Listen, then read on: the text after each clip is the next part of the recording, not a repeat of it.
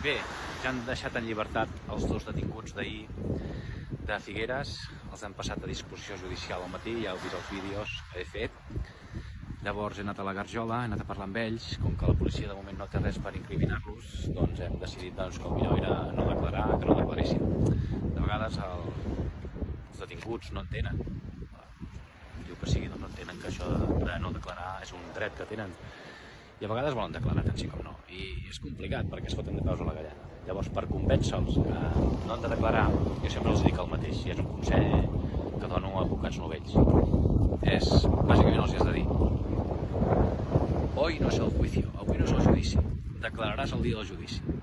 Declararàs el dia del judici. Avui no és el judici. Ja declararem el dia del judici, però avui no. I amb això es convencen normalment. Això funciona bastant bé. Llavors, és important que no declarin en aquest moment perquè no tenen res en contra d'ells. Per tant, es podrien posar de peus a la galleda. Llavors és el que hem fet.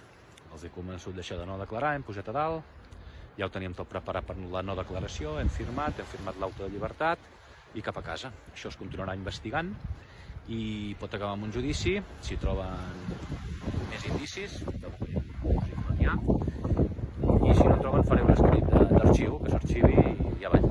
I ara estic aquí, amb aquest paisatge tan ben parit, de llibertat, que m'aconsello fer d'Esporgou, i estic aquí perquè també estic donant d'estrangeria i acabo d'atendre a dues persones estrangeres en situació irregular, administrativa irregular, i els he anat a atendre ara, ja els han deixat en llibertat, ara dinaré, i a la tarda en tinc 4 més a la Jonquera. O sigui que tinc una feinada avui, que és dissabte, és una putada, però amb aquest paisatge i a sobre em paguen algun calent, no em puc pas queixar.